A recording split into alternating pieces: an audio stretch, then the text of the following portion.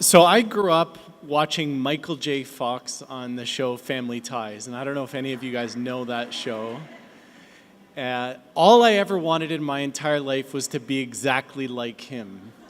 So after I graduated university and I found myself gainfully employed at one of the biggest investment firms in Canada on Bay Street, which is kind of the Canadian version of Wall Street, I was in a real difficult spot because my best friend in the entire world from university had moved to Japan, and I had not decided. He kept asking me to come, and I said, no, I can't.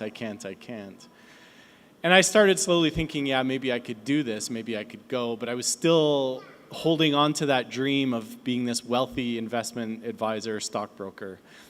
And so I one day went to the local travel outfitter, and I started looking at backpacks and pulled the Lonely Planets off the shelf that we all used to travel with. And I said, yeah, I could do this, but I got scared and I put the book back on the shelf. But right beside that shop was a Starbucks, this brand new coffee chain I'd never heard of. I'm 42, so please forgive me. And I was sitting there drinking a cup of coffee, and this man walked in, and he looked at me and he said, you look really confused. And he was probably in his mid-50s.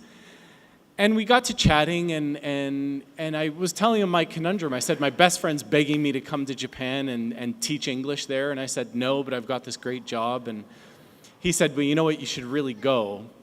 And I don't know if I've told you this story, love, but I was sitting there, and this man, and what was really intriguing was that his name was Rain. And that was one of the first times I'd ever heard a really unique name like that. And he kind of came into my life like rain, dropped a hailstorm of water on me, and then left very quickly. But the most important thing is that he gave me permission to go, because he said he'd traveled Africa and had lived overseas for 20 years. And I said, oh, he can do it, I can do it too. And so here I am now, about 20 years later, 11 of which I've spent living overseas, because in fact, 6 months after I met him, I did move to Japan. And now I've got a different wealth than I had I'd stayed at Nesbitt Burns at the investment advisory firm. Sure, I would have had this extreme monetary wealth because I had a great job on Bay Street, but I wouldn't have the wealth of experience that I have now.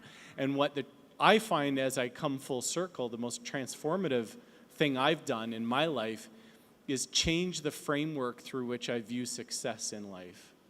And now that I've done that, I realize that success and everything in the world that brings me joy costs next to no money. The relationships with my kids, meeting new people, going to the gym. I actually walk around I travel with a skip rope. All of those things that bring me joy are next to free. And so I realized I made the right choice. I never needed to become a stockbroker to be successful. I'm a huge, resounding success today. So that's my story.